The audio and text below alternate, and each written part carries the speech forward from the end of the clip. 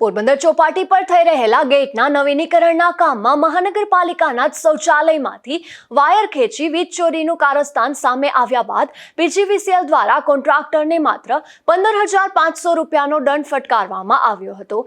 પોરબંદરના ચોપાટીના ગેટનું હાલ કરોડો રૂપિયાના ખર્ચે નવીનીકરણ કરવામાં આવી રહ્યું છે।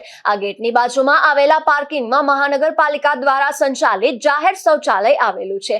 ગેટનું કામ કરતા કોન્ટ્રાક્ટર દ્વારા આ શૌચાલયમાંથી ગેટ સુધી ગેરકાયદેસર રીતે વીજ વાયર લંબાવીને કનેક્શન લઈ કામગીરી થતી હોવાનો વિડીયો સોશિયલ મીડિયામાં વાયરલ થયો હતો।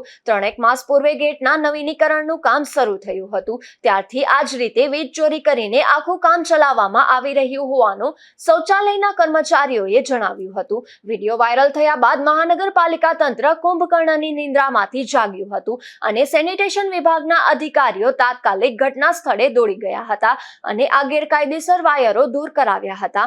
બીજી તરફ પીજીવીસીએલની ટીમ પણ હરકતમાં આવી હતી અને તુરંત સ્થળ પર જઈ સર્વે હાથ ધર્યો હતો।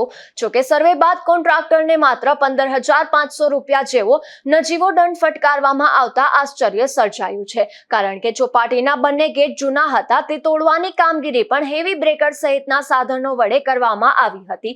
ત્યારબાદ પણ અહીં હેવી મશીનરીનો વપરાશ થતો હતો, ત્યારે માત્ર અમુક દિવસોના વીજ વપરાશ જેટલી રકમનો જ દંડ ફટકારવામાં આવતા અનેક ચર્ચાઓ જાગી છે। ધી ઇલેક્ટ્રિસિટી એક્ટ 2003ની કલમ 135 એટલે કે ડાયરેક્ટ લંગરિયું નાખીને કે મીટર બાયપાસ કરીને વીજળી વાપરવી એ કલમ 135 હેઠળ સજાપાત્ર ગુનો છે।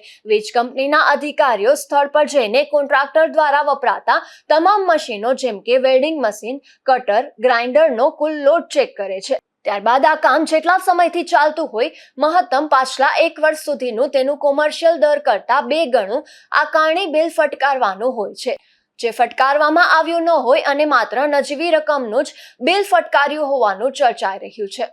નિપુલ પોપટ સાથે અશોક થાનકી, ગુજરાત ન્યૂઝ, પોરબંદર।